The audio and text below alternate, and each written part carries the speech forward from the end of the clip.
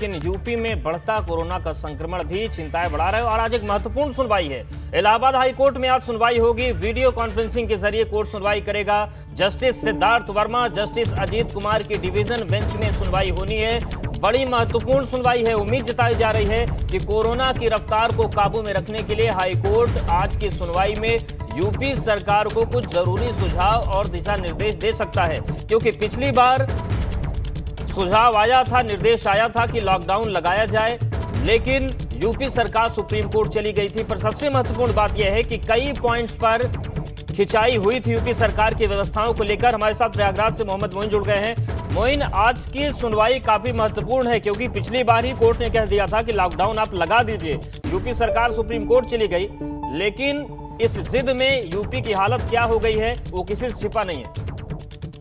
जी बिल्कुल, आज बेहद महत्वपूर्ण सुनवाई होनी है। जो पिछली सुनवाई हुई थी 19 अप्रैल को, उसमें कोर्ट ने साफ तौर पर आदेश दिया था कि जो 5 शहर हैं ज्यादा संक्रमित मरीज जहां पर हैं, वहाँ 1 हफ्ते का कंप्लीट लॉकडाउन लगा दिया जाए कम से कम, और बाकी उत्तर प्रदेश के जो भी बचे हुए इलाके हैं वहाँ भी लॉकडाउन लगाने पर विचार किया जाए। सरकार ने उस बात को नहीं माना था, उस फैसले को सुप्रीम कोर्ट में चुनौती दे दी थी, जबकि हम देख रहे हैं कि मामले लगातार बढ़ते जा रहे हैं। दूसरी एक अहम बात ये थी कि जो पंचायत चुनाव में कोविड प्रोटोकॉल की धज्जियां उड़ रही हैं, उसको लेकर भी कोर्ट ने नाराजगी जताई थी और सरकार से व्यवस्थाएं दुरुस्त करने को कहा था। और कोर्ट ने ये भी कहा था कि आज होने वाली सुनवाई में वो इस बात को तय करेगी, आगे के दिशा निर्देश भी जारी करेगी।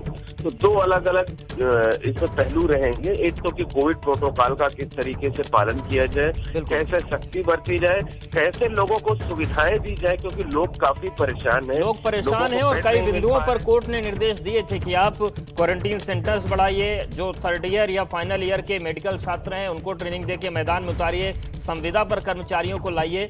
लेकिन क्या वो चीजें हुई, क्या वो जवाब यूपी सरकार दे पाएगी, ये भी तमाम महत्वपूर्ण चीजें, और क्या कोर्ट का रुख रहता है, इस पर आप नजरें बनाए रखिएगा। फिर से आपके पास आएंगे। फिलहाल शुक्रिया मोइन आपका जानकारी के लिए। और उत्तर प्रदेश में 59 घंटे का वीकेंड लॉकडाउन अब 7 बजे खत्म हो गया। सुबह 7 बजे तक ये लॉकडाउन था वीकेंड का। लॉकडाउन के दौरान सख्त दिखा पुलिस प्रशासन, कई लोगों के चालान भी काटे गए, लेकिन कई जिलों में हालत बहुत खस्ता दिखी, लोग नियमों को मानते नहीं दिखे। लॉकडाउन के दौरान जरूरी सेवाओं में छूट थी और उन्हीं जरूरी सेवाओं के नाम पर कई जिलों में लॉकडाउन का पालन ठीक से नहीं हो पाया। लेकिन पूरे यूपी की बात करें तो चालान की कार्रवाई भी की गई, सख्ती भी दिखाई गई, तो मिला जुला असर रहा। लेकिन वीकेंड लॉकडाउन जो था वो अब 7 बजे खत्म हो गया है। तो कोरोना की चेन टूटे, इसके लिए यूपी में फैसला हुआ है 15 मई तक 59 घंटे का वीकेंड लॉकडाउन लगता रहेगा। और आज सुबह 7 बजे ये खत्म हो गया है। लॉकडाउन के दौरान पुलिस प्रशासन सख्त दिखा, कई लोगों के चालान भी काटे गए।